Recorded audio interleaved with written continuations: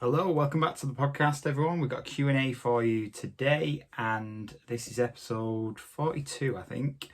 Thanks for joining me, as always.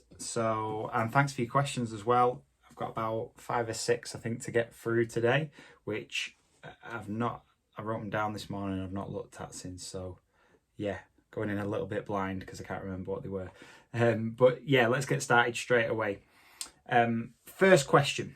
If I'm losing weight and have calories left at the end of the night, should I eat them even if I'm not hungry? So if I'm losing weight, so if you're trying to lose weight and you have calories at the end of the night, should you eat them even if you're not hungry? Simple answer to that is no, you shouldn't eat them if you're not hungry. Don't force feed yourself just because you've been given a calorie target. However, what I would say is have a little look at your protein intake for the day. We want to keep that at a certain level, depending what your goal is. But with anyone's goal, well, we know what your goal is. It's losing weight. You've said in the question, or losing body fat. With anybody with anybody's goal, there should be an aim to keep or maintain as much muscle mass as possible. Especially when you're in a deficit, we want to make sure that we keep a certain amount of protein around the range of 1.6 to 2.2 grams per kilogram of body weight, probably on the slightly higher side of that when you're in a deficit. But I think you'd be just fine with 1.6 grams. So yeah, check what your protein levels are. If you're super low with your protein for the day and you've got enough calories left, like say you said you have got calories left, even something as simple as a protein shake, if you're not hungry, it'd be better to get that in liquid form. You'd probably be able to stomach that a little bit better if you just don't feel hungry enough to eat.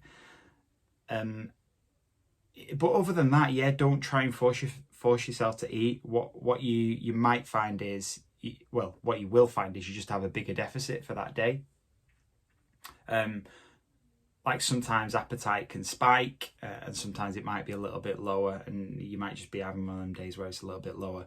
What you do need to be careful of is the next day that your appetite doesn't go through the roof and you then end up over consuming. So yeah, but if you can, you'll have to sort of judge that and sort of monitor that as you go on. But yeah, simple answer, no, you don't have to eat if you've still got calories left. Next one, have you got some ideas to get more steps in? I found it hard working from home. Yeah, really common one. I think I might have covered I don't know whether I've covered this before, but it's a very common thing. Obviously, a lot of people, including myself, apart from when I'm on the gym floor, work from home. And a lot of people's activity levels have gone down. In the summer months, you might find it a little bit easier because obviously it's lighter in the morning and it stays lighter for longer at night. So you've got bigger windows to get out there and just get some steps in. So what I would say is try and plan some walks in each day, whether it's, I don't know, start with 20 minutes at the morning, 20 minutes at night before you start work, and when you finish work.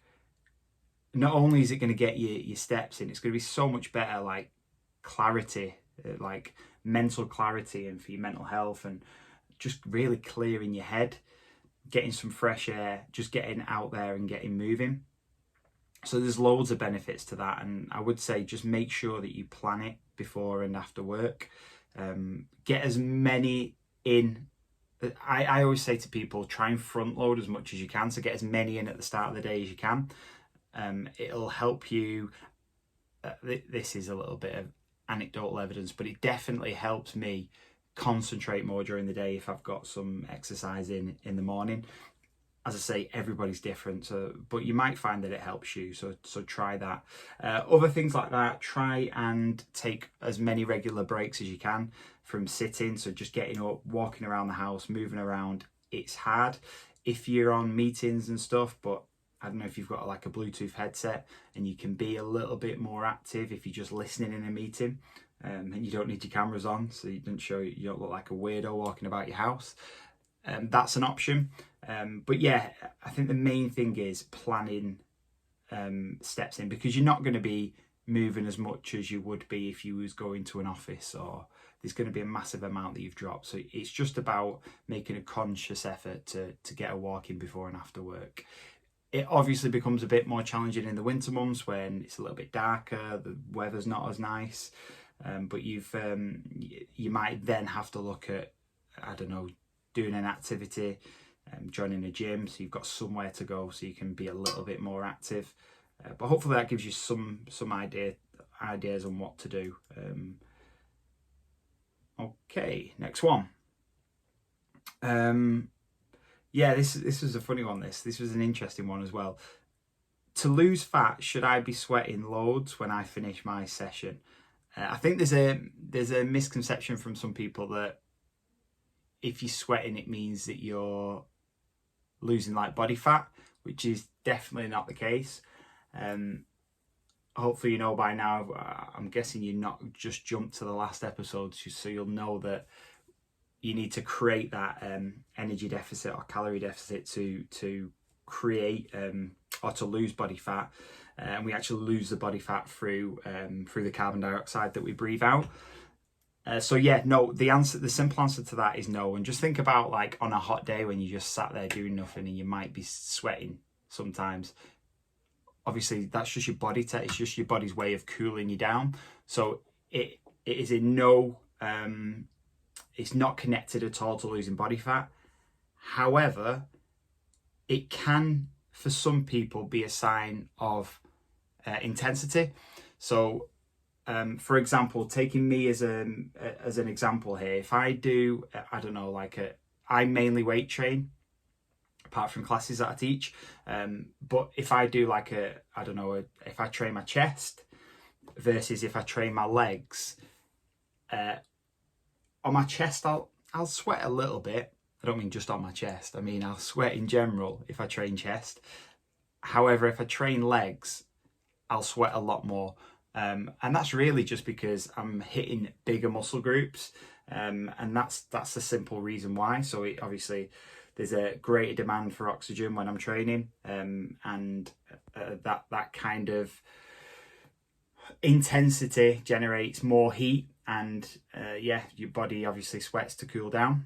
So yeah, it can be a sign of intensity, but I wouldn't walk out of the gym and thinking, oh, I've not sweated there, so I've not really done anything, or I've not achieved anything. You need to create that energy deficit. First of all, that's what's going to initiate the fat loss. Try and get your sessions as intense as you can, depending what style of training you're doing. But yeah, don't use that. Same as what I say with like muscle soreness the day after. It's not a sign of a good session the day before, and it can be detrimental to some people. So don't use that as a guide.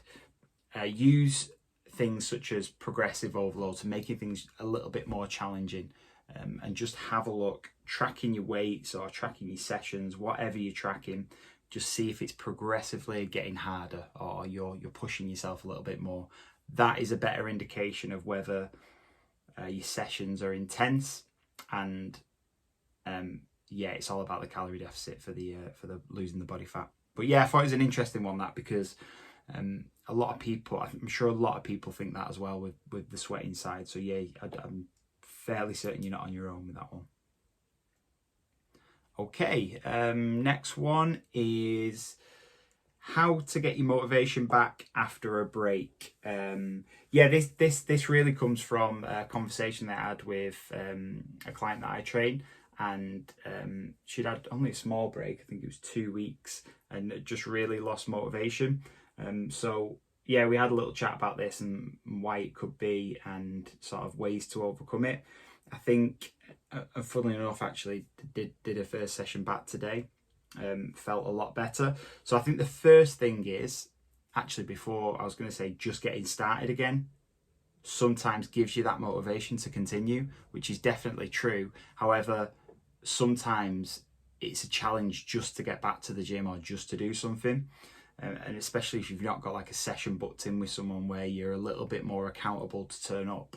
So I think the first stage, even before just getting started, because it's easier said than done, is make a little bit of a small commitment to yourself. So even if it's making a small goal, just to say, right, in, I don't know, 2 days time, this is the time, this is the day, this is the time, I'm going to go to the gym.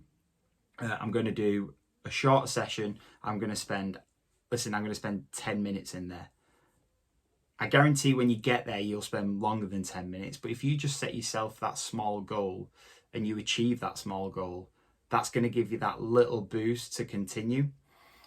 And I think that's got to be the starting point, because it can be hard after a break, whether you've been on holiday or whether you've just been really busy at work. Sometimes you can think, I've thought this as well, you can be in the mindset of like you've undone all your hard work. So you might train for months and then you have 2 week break.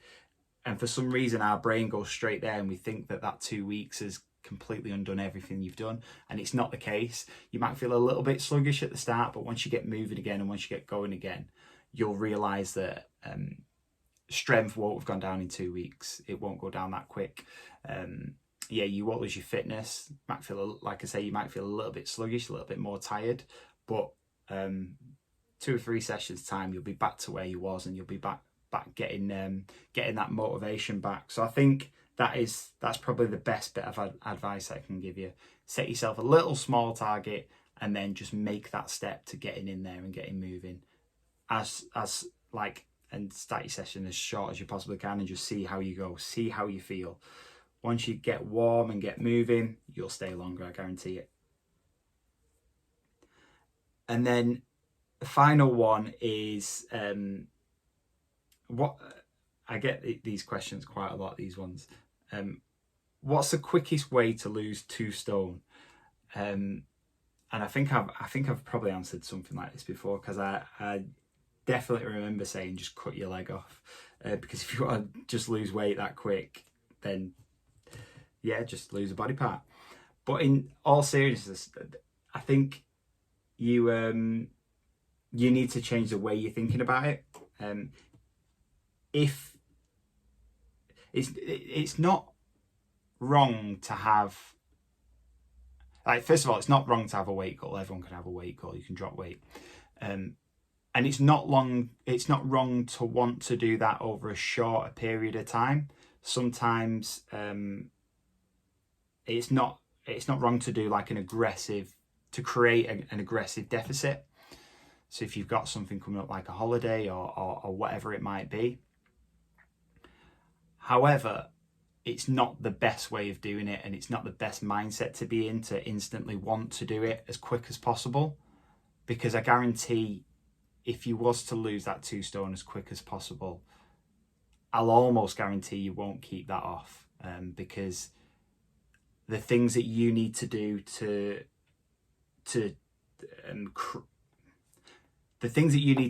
lose that 2 stone will not be sustainable.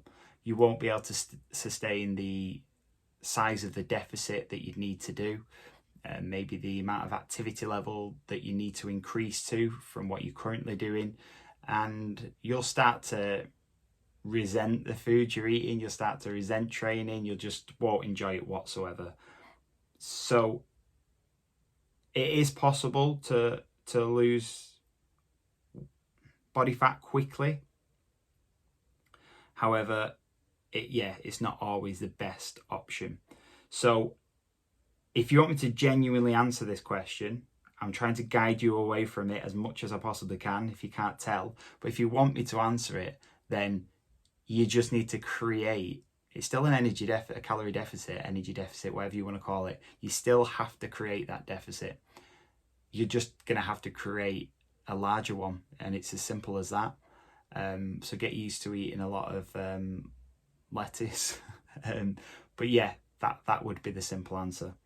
But yeah, I'd strongly advise you to reconsider how quickly you're doing it, and why do you want to lose it quickly? Is it something that's coming up? What I would say is it really that important that you weigh 2 stone lighter? Like, why 2 stone? There's loads of questions here. There's not much context, but why 2 stone? Why does it need to be quick? What's coming up? Can you can you think about if you do need to lose body fat for health reasons?